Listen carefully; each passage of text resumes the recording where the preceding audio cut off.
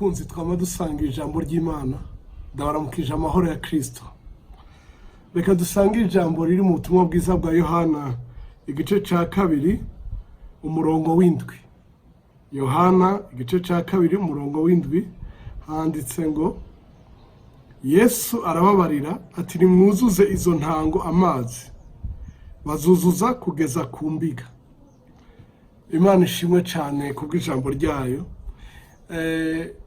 Ni ijambo ryafashije ndiko ndumviriza umuntu ariko arashinga intahe ingene Imana yamufashije mu bugeni bwiwe, ingene yarose iri jambo rikamuremesha. Numva na je nori gusangiza kuko ni ijambo ry'Imana rikorera umwe igitangaza aha undi kamukore ikindi gitangaza harya kijanye n'ivyo ariko aracamo. Mukundwa, reka ndakore ni uyu Yesu yageze ko buzuza izo ntango, yageze ko ategeka canke yategetse ko buzuza amazi. Nawe wuzurizwe, ibitari vyuzuye vyuzure, ibitari bikwiye bikwire. Aba yabariye bari baciye mu ngorane, ibinyobwa vyaheze, vino yakamye mu bukwe bw'ikana nkuko tuzi iyi nkuru. Hanyuma nyina wiwe Maria araza abaterega nta vino afise, nawe ati duhuriye ga nyina wanje, igihe canje nikirashika. Harige wiyumvira uti ntiharagera ko vyuzura, ntiharagera ko no ingitangaza, ariko Imana yabigiriye aba nawe irashobora kubikugirira. Ni Imana ihindura ibintu nawe idahinduka.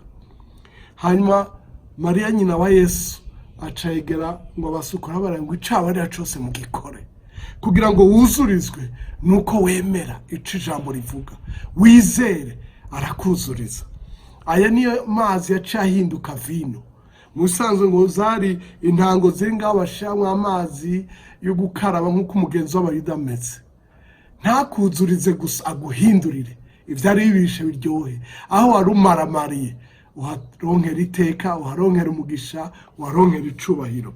Ndavuze ngo wuzurizwe nkuko umwami yabigeze, nkuko Yesu yategetse. Ivyari gice vyuzure, ibitari bikwiye bikwire, ibitariho bibe, ibibi biveho, ivyiza bibe kuri wewe.